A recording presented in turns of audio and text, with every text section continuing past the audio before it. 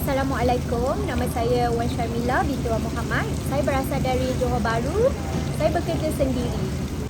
Pengalaman umrah saya yang kali kedua tu, Alhamdulillah, saya cuba perbaiki dari segi amalan, dari segi ibadah.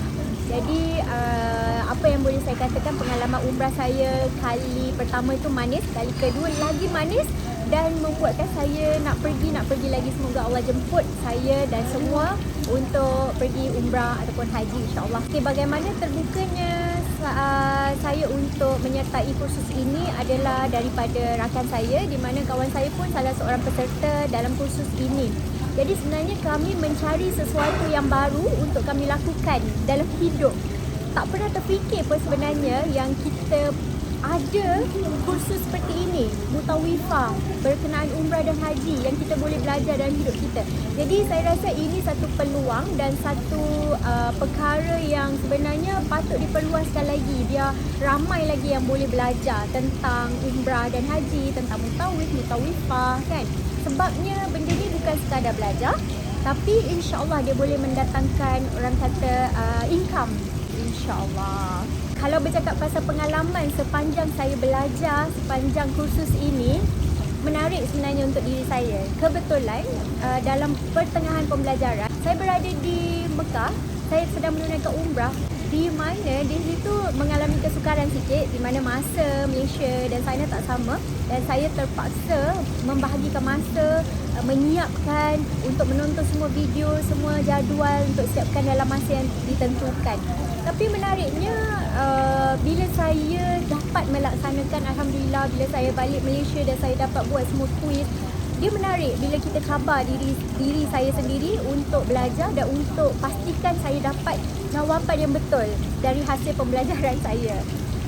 Dan Alhamdulillah saya boleh katakan pembelajaran yang menarik, perjalanan yang menarik.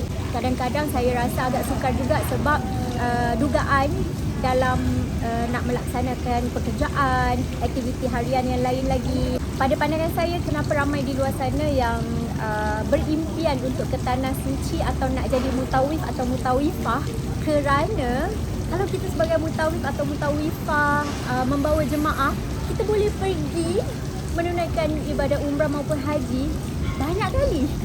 Sebab saya rasa itu impian setiap umat Islam dan kebiasaan. Bila kita dah pergi sekali, kita macam terpanggil lagi untuk pergi.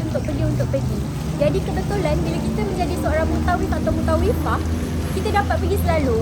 Dan dalam masa yang sama, kita dapat rasa lebih dekat lagi dengan Allah. Taklah kata kita kat Malaysia tak dekat dengan Allah, tapi bila kita kat sana, kita lebih menghayati. Bila kita buat umrah, tawaf, kita dapat masuk raudah dan sebagainya. Itu yang membuatkan hati ni berbunga-bunga dan itulah sebabnya saya kata ramai orang berimpikan untuk menjadi mutawif atau mutawifah ataupun berimpikan untuk selalu pergi ke sana.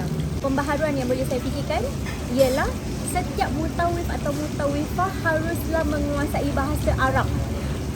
Pada pandangan saya, macam saya tak pandai bahasa Arab, tapi saya rasa menyesal kalau saya tahu saya belajar bahasa Arab tu bagus-bagus. Bila seorang mutawif atau mutawifah tu menguasai bahasa Arab dengan baik, dia dapat membantu perjalanan umrah untuk para jemaah semua dengan lebih lancar. Sekiranya ada hal-hal lain yang tidak diingini seperti pergi ke hospital, klinik, nak beli ubat, kadang-kadang kita kena gunakan bahasa Arab untuk memudahkan, melancarkan lagi komunikasi. Atau kadang-kadang ada jemaah yang mungkin terpaksa pergi buat miqat sendiri atas dasar-dasar atau sebab-sebab tertentu. Jadi memerlukan mutawif atau mutawifah untuk menemani mereka. Di situ pentingnya. Dan contoh, kenapa saya cakap saya dulu ada seorang mutawifah yang boleh berbahasa Arab, dan kemudian bila polis wanita tu marah kita, halau kita, suruh jalan, kalau saya dan apa yang dia cakap bahasa Arab saya tak faham. Tapi bila mutawifah saya berbalas balik dengan gurau yang dalam bahasa Arab, terus diringankan, terus boleh dan terus bergelak ketawa. Jadi saya nampak kat situ bagus kalau kita dapat menguasai bahasa Arab. Di situ boleh nampak seorang mutawifah ada lagi satu level yang tertinggi. Saya rasa itu saja. Terima kasih. Assalamualaikum.